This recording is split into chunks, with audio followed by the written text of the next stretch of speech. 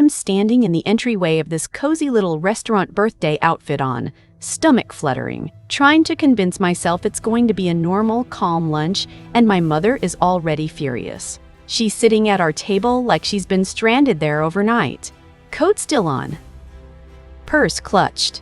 Jaw clenched so tight I can see the muscle jumping. The second she spots me, she stands up so fast, her chair screeches against the floor, and she points at me like I committed a crime. "So you finally decided to show up," she says, loud enough that nearby tables go quiet. "I've been waiting for nearly 2 hours. 2 hours. My lunch reservation is at 1 o'clock. It is 12:45. And right then, before I even sit down, before anyone says happy birthday, before I take a breath, I realize what kind of day this is going to be. Because my mother is complicated. When life is actually hard, she can be the most helpful person in the world. Like, genuinely. Car breaks down, she'll show up with jumper cables and a plan. Somebody sick? She'll drop off soup and somehow remember exactly what kind you like. Emergency? She's there, no hesitation. But when things are supposed to be easy, calm, happy, normal, she can't stand it. It's like other people's peace makes her itchy. Like joy is something she has to poke at until it flinches. And she has this one habit that sounds harmless until you've lived under it for years. She shows up way too early for everything and then makes it everyone else's problem. If you tell her to come at 2, she appears at noon. If you say dinner is at 6, she's there at 4:45, sitting in the driveway like a threat. Then she acts wounded, deeply wounded, because you weren't ready for her self-appointed arrival time. So for my birthday this year, I kept it simple on purpose. No big party, no gifts, no surprises, just a 1 p.m. lunch with her, my brother, his partner, and their kids, my little nibblings, because I actually love spending time with them. I told myself, it's a restaurant, it's public, it's 2 hours. She can behave for 2 hours. And honestly, part of why I even invited her is because I'm not fully at the cut her off forever stage. I'm at the I'm trying boundaries and hoping for the best stage. It's messy, it's real. If you know, you know. So I show up at 12:45 early because I had that familiar dread humming under my skin, that feeling like I'm about to be blamed for something I didn't do.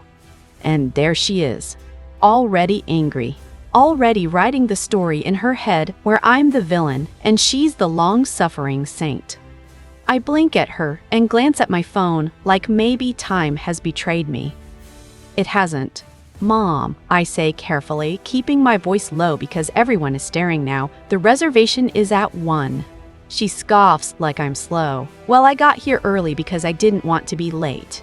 And I'm standing there thinking, okay, you chose to be early. That's not something I did to you.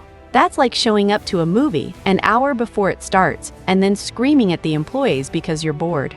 But before I can even finish the thought, she launches into me. 15 minutes. 15 full minutes of being scolded like I'm a teenager who snuck out and crashed the car. You have no respect for my time.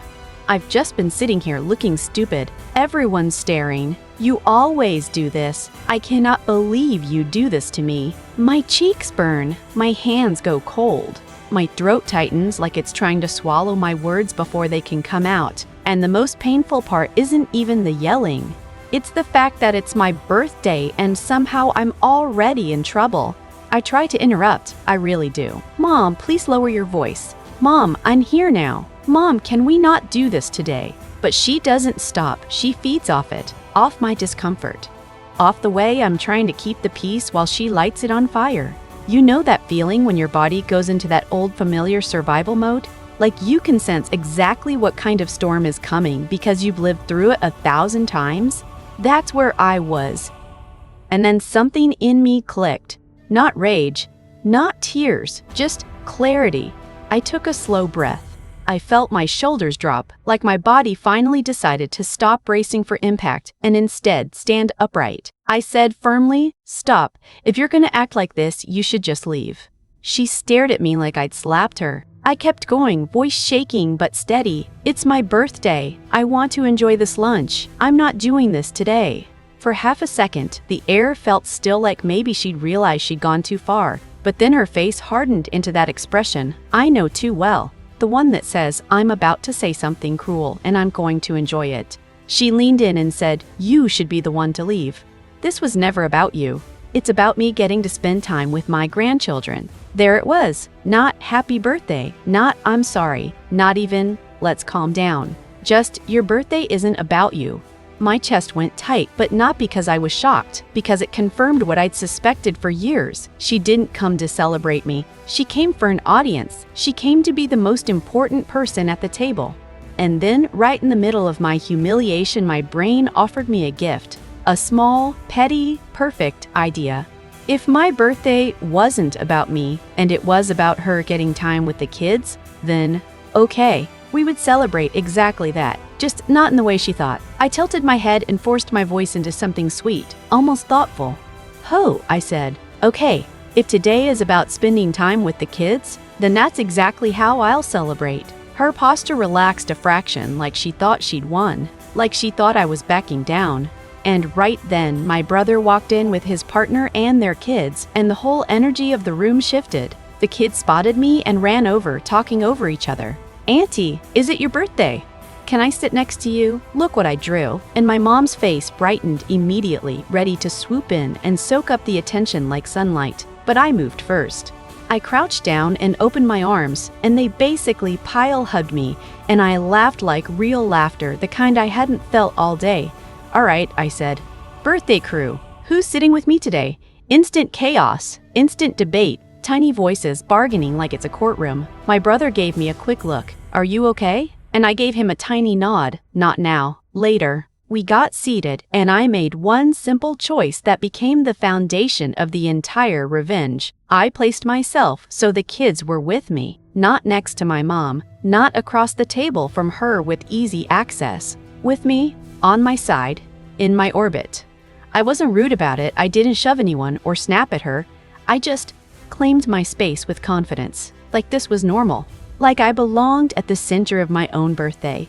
I patted the seat beside me and said, "Come here, I need all the updates. What's the latest school drama? Who got in trouble? I want details." Kids don't care about adult power plays. They care about who actually listens. So I listened. I asked questions. I reacted like their stories mattered. I made them laugh. I did that thing where you mirror their excitement and suddenly they're shining because someone sees them. Meanwhile, my mother sat there watching her grand plan evaporate. She tried to insert herself, softly at first. "Oh, sweetie, tell Grandma." And I cut in smoothly, not even looking at her, still smiling at the kid. Wait, I didn't hear the ending. Then what happened? The kid kept talking to me. My mom tried again, sharper. "Come sit with Grandma for a minute. After we order," I said brightly. "They're helping me pick my birthday dessert." Her eyes flicked to the menu like she was offended by the concept of dessert being used as a weapon. The waitress came over with that friendly, practiced smile, and I turned it into a game. "Okay," I said to the kids, "you two have a mission. It's my birthday, which means I deserve the best dessert on this menu. You have to help me choose." They dove into it like it was serious business, whispering, flipping pages, arguing over chocolate versus caramel like it was a life decision. My mom went quiet. Not calm, not reflective. Quiet like a pot with a lid clamped down tight. She kept watching me like she was trying to find the angle, trying to figure out how to regain control without looking like the villain in public. But that was the beauty of it. I wasn't yelling. I wasn't insulting her. I wasn't making a scene. I was just enjoying my birthday with the exact people she claimed the day was for. And the more fun the kids had, the more my mother faded into the background where she absolutely could not stand to be. She poked at her food. She checked her phone. She sighed dramatically every few minutes like she was auditioning for sympathy. Little passive-aggressive comments slipped out. "That's nice. I guess I'll just sit here. Some people don't know how to share." And every time she did it, I refused to take the bait. I kept my voice light. I kept my attention on the kids. At one point, she leaned toward my brother's partner and muttered just loud enough that I could hear it. "She's doing this on purpose." And my brother's partner, without missing a beat, just took a sip of their drink and said, "Well, it is her birthday." My mother's face tightened like she'd bitten into a lemon. After that, she didn't have an ally. She didn't have an audience. She didn't have her usual rescue crew rushing to soothe her, because everyone at that table knew, on some level, that she'd started it. And they were done feeding it. So we ate, we laughed. The kids told stories. I let them steal bites of my fries. I did that silly thing where you make a serious face and pretend you're interviewing them like they're celebrities. And for the first time all day, I felt like my chest could expand fully, like I could breathe. Near the end of lunch, the kids were giggling about some playground drama, something about who said what and who was not invited to something, and it had them in stitches. My mom tried one last time to pull the focus back to herself. She put her fork down a little too hard and said, loud and sharp, "Well, I guess there's no room for Grandma today." The table went still. That was the moment, the one I've seen 1,000 times. The moment where everyone usually scrambles to fix her feelings. Or someone says, no, of course you're important, and she gets rewarded for ruining the vibe. I didn't move. I didn't apologize. I didn't soften it. I looked at her calmly, held eye contact, and said, "You told me today was never about me. You said it was about you spending time with the kids." I paused just long enough for her own words to echo in her head. "And you're right," I said evenly. "The kids are having a great time. And then, this part is important." I didn't glare. I didn't smirk. I didn't make it a fight. I just turned back to my nibblings, smiled like nothing happened, and said, "Okay, tell me, then what happened next?" And the kid immediately continued the story. My mother's mouth opened and closed like she wanted to argue, but there was nothing she could say without revealing exactly who she was being. She looked at my brother. He stared at his plate like it was the most fascinating thing he'd ever seen. She looked at his partner. They suddenly found their water glass extremely interesting. No one rushed to save her, so she sat there, trapped in the corner she built for herself, forced to watch the day move forward without her control. And I felt light, not victorious like I'd crushed someone, more like relief, like I'd finally put down a heavy bag I'd been carrying for years. When it was time to go, the kids hugged me goodbye, and one of them said, loud, "This was the best lunch." And I glanced at my mom. She stood there tight-lipped, clutching her purse like she was holding herself back from saying something nasty. I gave her a small, polite smile, the kind you give a stranger who held the door open. "Thanks for coming," I said. Not "thanks for ruining it," not "don't ever do that again," just "thanks for coming." Because my revenge wasn't screaming. It wasn't making a scene. It was denying her the one thing she came for: control. On the drive home, I kept thinking about how I used to believe standing up for yourself meant winning an argument, outsmarting them, getting the last word. But with people like my mom, the last word is the prize. The fight is the prize. Your emotional reaction is the prize. So the most satisfying thing I did that day was simple. I stopped playing my role. She tried to make my birthday about her, and instead, I made it about joy, about connection, about the kids laughing so hard they snorted, about me being present, and she couldn't stand it.